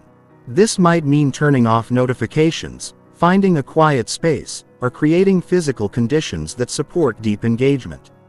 Many people also find that certain types of music or ambient sounds can facilitate flow states by providing a consistent auditory backdrop. Physical readiness plays a crucial role in flow because optimal mental performance requires optimal physical functioning. This includes being well rested, properly nourished, and adequately hydrated. Many flow experiences are disrupted by physical discomfort or fatigue that diverts attention away from the task. Taking care of your body is taking care of your mind's capacity for peak performance. The concept of attention in flow is particularly important because flow represents the optimal deployment of your attentional resources. In normal consciousness, your attention is often scattered across multiple concerns. Past, regrets, future worries, current distractions. In flow, all available attention is channeled into the present moment and the task at hand, creating extraordinary focus and clarity. Breathing patterns often change during flow states, typically becoming deeper and more rhythmic. This is both a result of increased focus and a tool for maintaining flow. Conscious breathing practices can help induce flow by calming the nervous system, increasing oxygen to the brain and anchoring attention in the present moment. Many traditional practices use breath as a gateway to altered states of consciousness. The role of challenge escalation in maintaining flow is important to understand. As your skills improve, you need to increase the challenge level to continue experiencing flow. This creates a natural progression where flow experiences drive skill development, which requires new challenges which create new flow opportunities. This upward spiral is one reason why flow can be addictive in a positive way. Mental techniques for entering flow include visualization, where you mentally rehearse optimal performance, concentration practices where you train your ability to sustain attention, and mindfulness where you develop present moment awareness. These practices strengthen the mental muscles needed for flow and make it easier to access these states when you need them. Different activities and individuals may have different pathways into flow. Some people access flow through physical activities like sports or dance. Others through mental activities like writing or problem solving, and still others through creative activities like music or art. Understanding your personal flow triggers helps you design your life to include more of these optimal experiences. The paradox of control in flow is that you feel completely in control while simultaneously feeling effortless. This isn't the kind of control that comes from forcing or trying hard, but rather the control that comes from being perfectly aligned with the demands of the moment. It's like surfing a wave. You're in control, not by dominating the wave, but by flowing with it skillfully. Flow states can be cultivated through deliberate practice, which involves consistently working at the edge of your current abilities with full attention and intention to improve. This type of practice is more likely to produce flow than casual or mindless repetition because it maintains the challenge-skill balance that flow requires. Recovery and renewal are important for sustaining your capacity for flow over time. Flow states are energizing while you're in them, but they can be depleting afterward if you don't allow for proper recovery. This might involve rest, reflection, or engaging in different types of activities that replenish your mental and physical resources. The integration phase after flow experiences is when the insights, skills, and benefits gained during flow become consolidated into your normal functioning. Taking time to reflect on what happened during flow, what worked well, and how you might recreate similar conditions helps you become more skilled at accessing these states. Group flow occurs when teams or groups enter collective flow states, creating extraordinary collaboration and performance.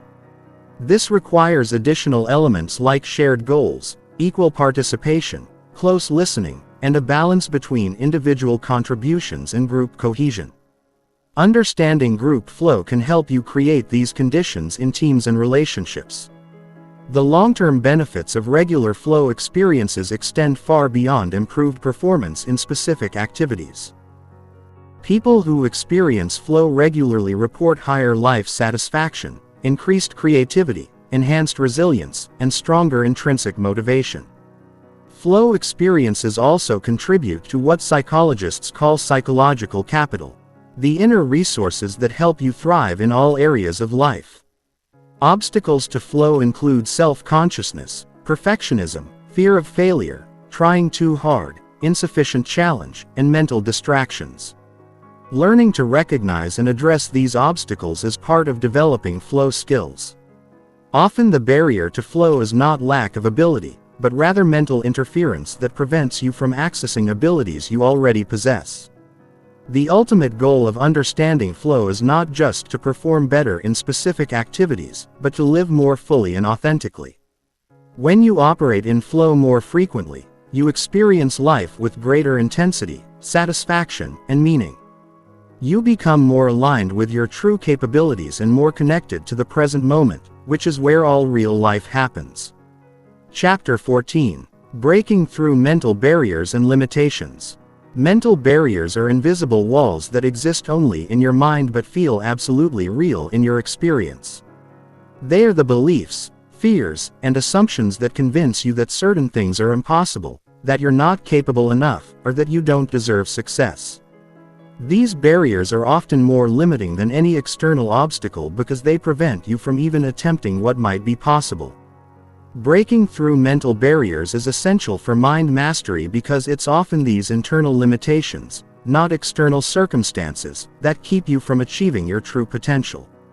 The most insidious aspect of mental barriers is that they often feel like facts rather than beliefs. When you believe you're not smart enough, not talented enough, or not deserving enough, these beliefs don't announce themselves as opinions. They feel like truth. This is because mental barriers are usually supported by selective evidence that your mind has collected over time to confirm these limiting beliefs.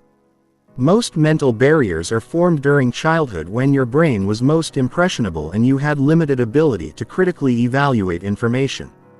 A teacher's offhand comment, a parent's frustrated outburst, or a peer's cruel observation could have created beliefs that still limit you today. The child who was told they weren't good at math might still avoid anything involving numbers as an adult, never discovering their true capability. One of the most common mental barriers is the belief in fixed ability. The idea that your intelligence, talents, and capabilities are set in stone. This belief creates a ceiling on what you attempt.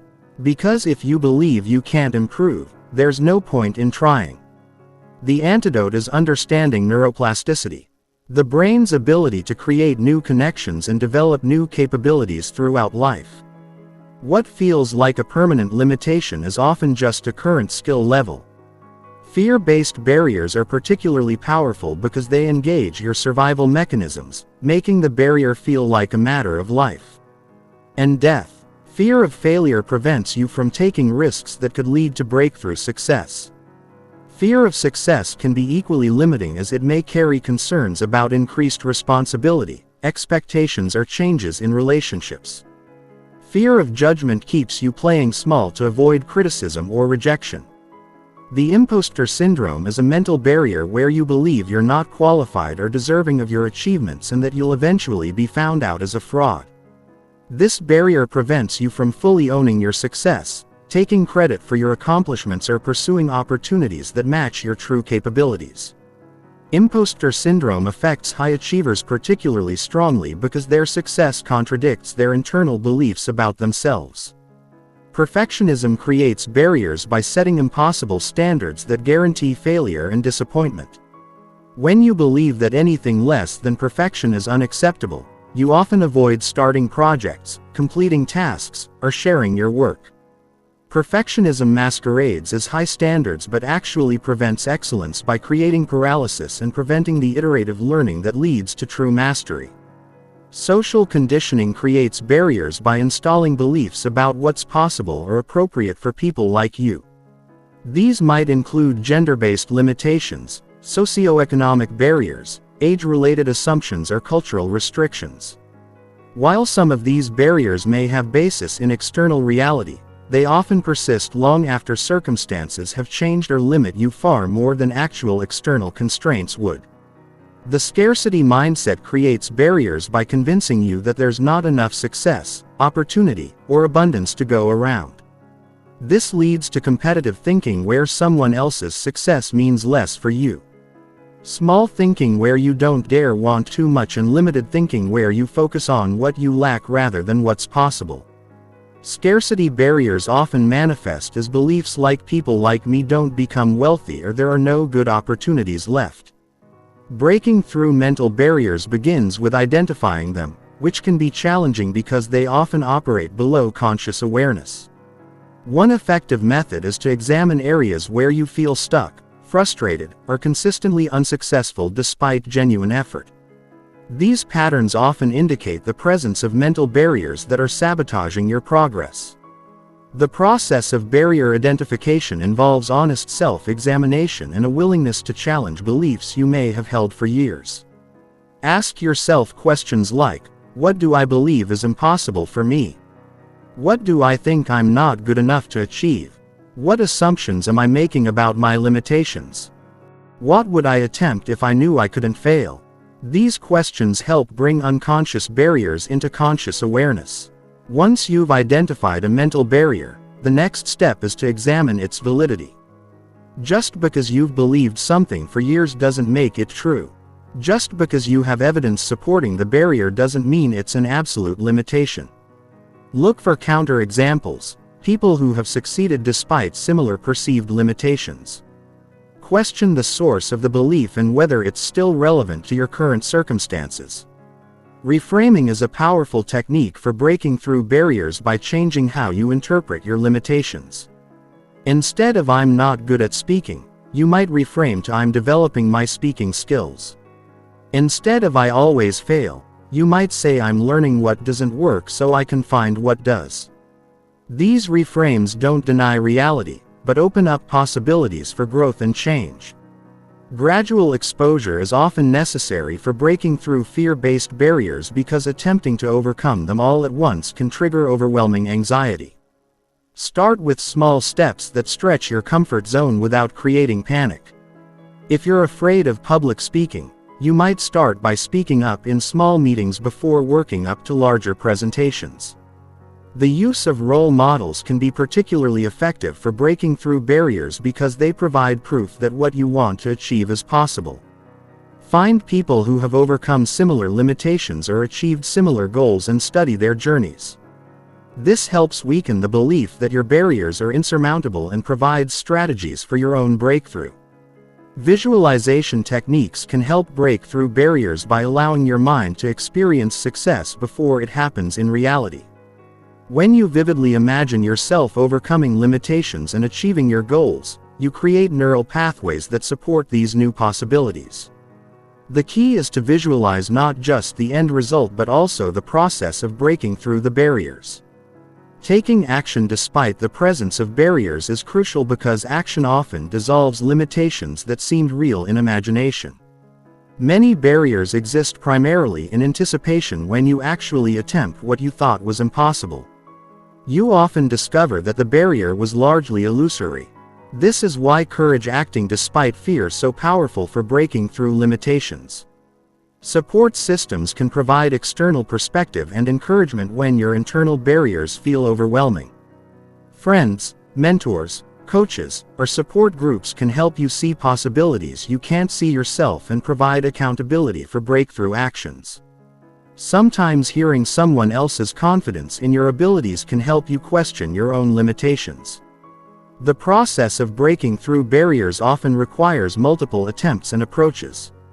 A barrier that seems solid from one angle might have weak points when approached differently.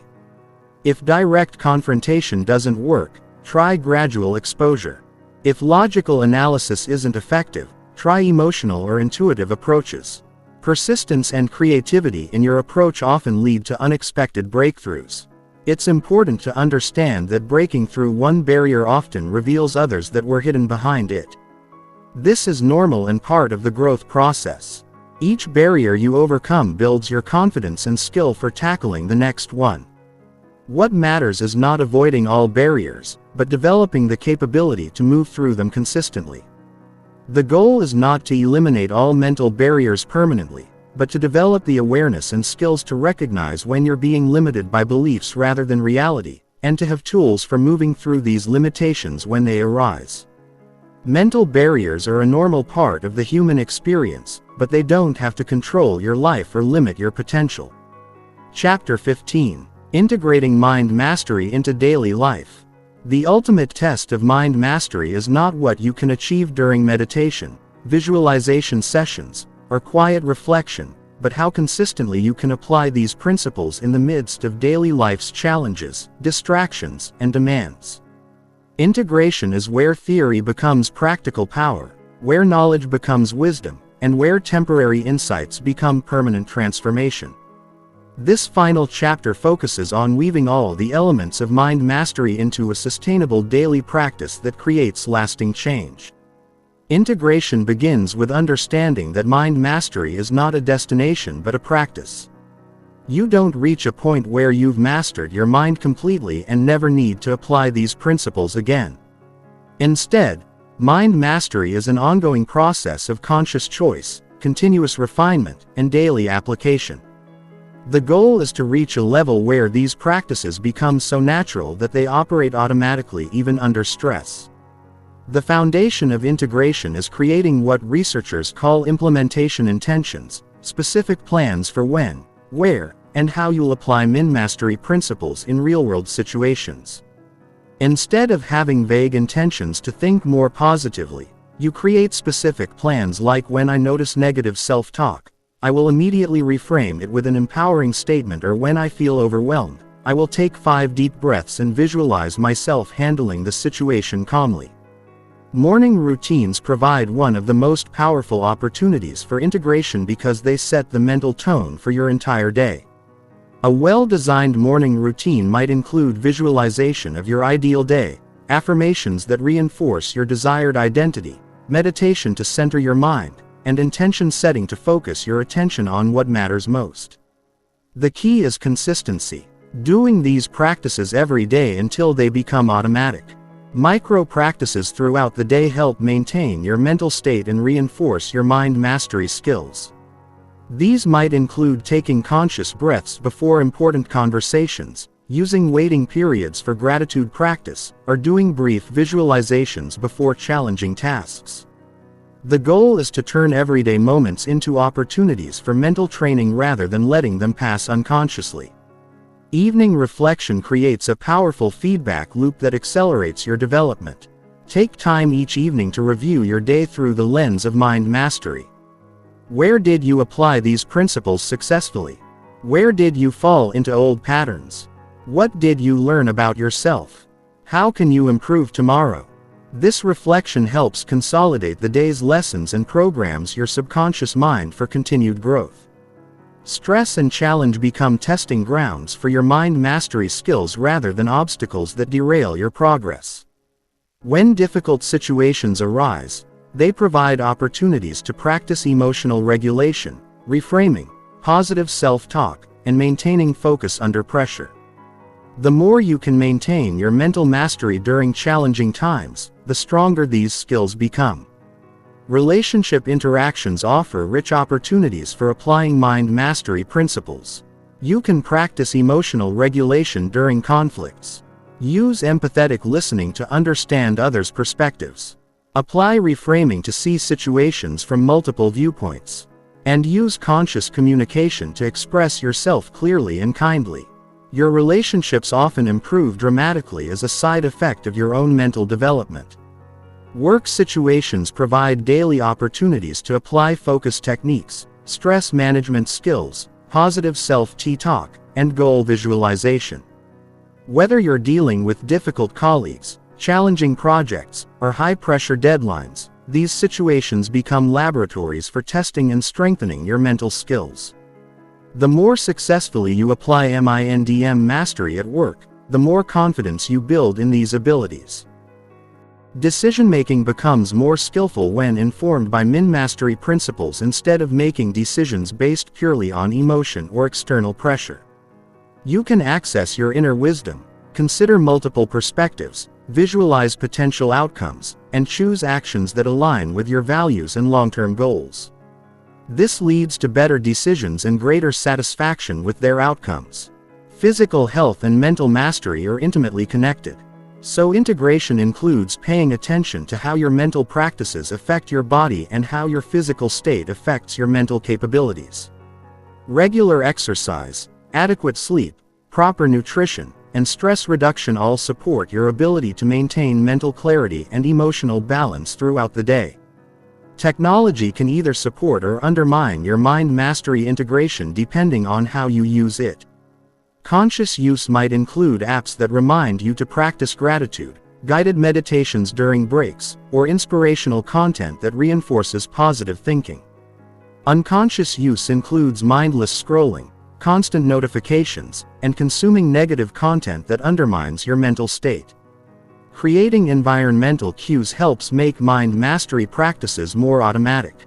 This might include placing reminder notes where you'll see them, setting phone alerts for brief mindfulness breaks, or organizing your space in ways that support focus and calm. Your environment should reinforce your commitment to mental excellence. Rather than constantly challenging it, the compound effect applies powerfully to mind mastery integration.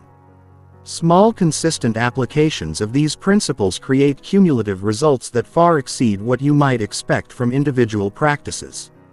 A few minutes of daily visualization, consistent positive self-talk, and regular emotional regulation practice can transform your entire life experience over months and years. Social influence plays a crucial role in integration because the people you spend time with either support or undermine your mental mastery practices. Seek out others who are also committed to personal growth and mental excellence. Their example and encouragement will make it easier to maintain your own practices, while their challenges and questions will help you deepen your understanding. Flexibility in application is important because different situations may call for different mind mastery tools. Sometimes you need deep focus, other times emotional regulation, and still other times creative visualization. Developing a mental toolkit and the wisdom to know which tool to use when is part of advanced integration. Measuring progress in mind mastery integration involves both subjective and objective assessments. Subjectively, you might notice increased calm, greater confidence, improved relationships, or enhanced life satisfaction. Objectively, you might track specific behaviors like how often you catch and reframe negative thoughts, how consistently you maintain morning routines, or how effectively you handle stress. The goal of integration is to reach a point where mind mastery becomes your natural way of being rather than something you have to remember to do.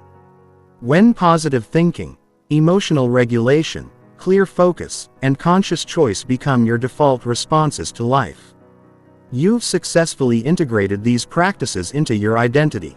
Integration also involves sharing your knowledge and experience with others, which deepens your own understanding while contributing to their growth. Teaching, mentoring, or simply modeling these principles in your daily interactions helps reinforce your own learning while creating positive ripple effects in your community. The journey of integration never truly ends because life continues to present new challenges and opportunities for growth.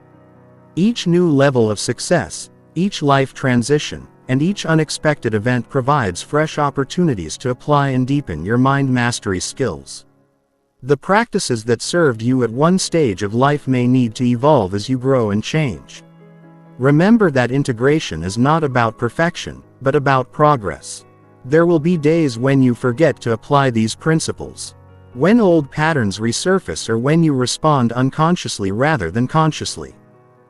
What matters is not avoiding all setbacks but returning to conscious practice as quickly as possible when you notice you've strayed. The ultimate fruit of mind mastery integration is living a life of greater intentionality, authenticity, and effectiveness. When you consistently apply these principles, you become the conscious creator of your experience rather than the unconscious victim of circumstances. You develop unshakable confidence in your ability to handle whatever life brings while maintaining your commitment to growth, contribution, and fulfillment. Your mind is indeed your most powerful tool, and mastering it is perhaps the most important skill you can develop. Through consistent application of these principles, you join the ranks of those who live from choice rather than chance, who create their reality rather than simply reacting to it, and who use the full power of their consciousness to create lives of meaning, impact, and joy.